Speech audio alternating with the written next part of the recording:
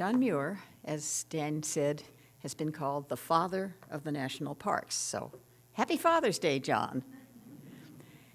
He was a mystic, an activist, a pioneering explorer, a botanist, a glaciologist, a writer, inventor, and just a polymath, I guess.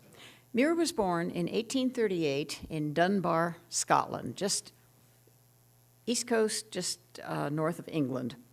He was the third of 8 children, and his father was a very harsh disciplinarian, very rigid, in that he figured the only way to keep his family safe from the wiles of the devil or the sins of the world was harsh discipline, austerity, and a thorough knowledge of the Bible. He was so strict on that, he wouldn't even let any other books in the house. The Bible is it. He regularly whipped the children, even for things as innocent as a little prank or misquoting the Bible back when he was having them do their recitations. Said, "Father made me learn," this is John says, "Father made me learn so many Bible verses that by the time I was 11, I knew 3/4 of the Old Testament by heart and the entire New Testament." And he could still recite that decades later. And he said, "I learned it by heart and by sore flesh." And he got more sore flesh at home, at school as well, because that was the standard cure for not learning something the first time. You got beat.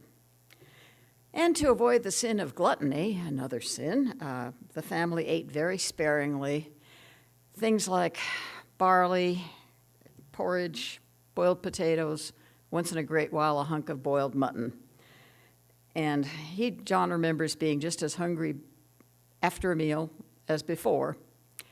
But all these testings ended up giving him the toughness that he needed for the rest of his life.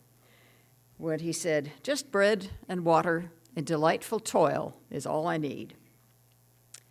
He always loved nature and said of his childhood, "When I was a boy in Scotland, I was fond of everything that was wild, and all my life I've been growing fonder and fonder of wild places and wild creatures. Fortunately, around my native town by the stormy North Sea, there was no lack of wildness. I loved to wander in the fields to hear the birds sing, and along the seashore to gaze and wonder at the shells and the seaweed, the eels and the crabs in the pools among the rocks when the tide was low, and best of all, to catch the waves in awful storms, thundering on the black headlands and cracky ruins of the old Dunbar Castle, when the sea and the sky, the waves and the clouds were mingled together as one." A huge change came when John was 11. His father abruptly decided they should move to America, a more pure country, fresh start. They ended up in Wisconsin, which was, again, totally then wild. As John said of Wisconsin, "This sudden splash into pure wildness, baptism in nature's warm heart, how utterly happy it made us. Nature streaming into us, wooingly teaching her wonderful, glowing lessons. Here, without knowing it, we were still at school. Every wild lesson a love lesson. Oh, that glorious Wisconsin wilderness. Young hearts, young leaves, flowers, animals, the winds and the streams and the sparkling lake, all wildly, gladly rejoicing together." Although he didn't know it, this would be John's last taste of freedom for years to come. His father pulled him out of school to be the unpaid farm laborer when he was 12. It was grueling work, about 15 hours a day. Clear the land, build the house, dig a well, plow the fields, plant the crops, harvest them, take care of the livestock. And John always got the hardest jobs with no respite, short end of the stick. Despite this, he managed to teach himself mathematics and geometry and literature and philosophy. He sneaked those forbidden textbooks into the house where his father wouldn't discover them. As a teenager, he also began inventing and building things. One of these was a hybrid alarm clock study desk that literally chucked him out of bed each morning while lighting a lamp.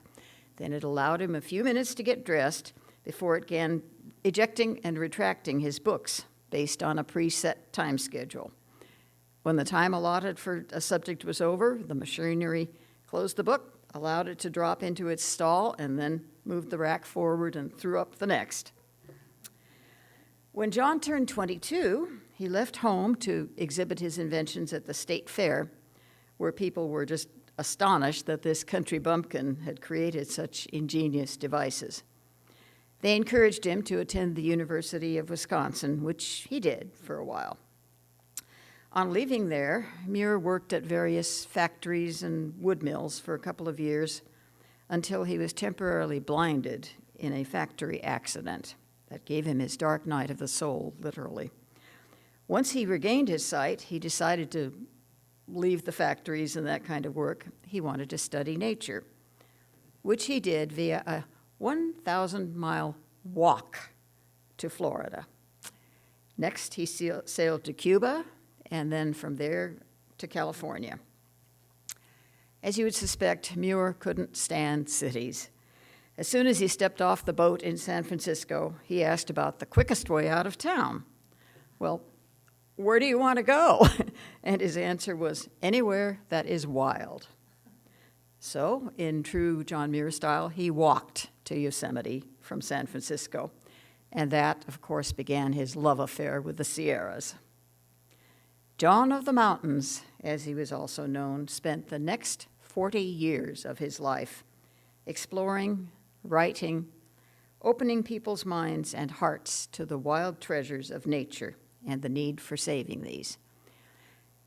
Presidents sought him out. So did ministers, philosophers, poets, botanists, geologists, and thousands of others as he guided them on hikes, exploring not only the physical wonders, but the spiritual insights of the Sierras and other untamed aspects of America, including Alaska, which he visited 7 times over 20 years.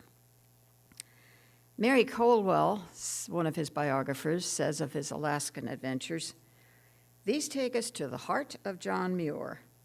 They show us who the man really was when tested to the limit.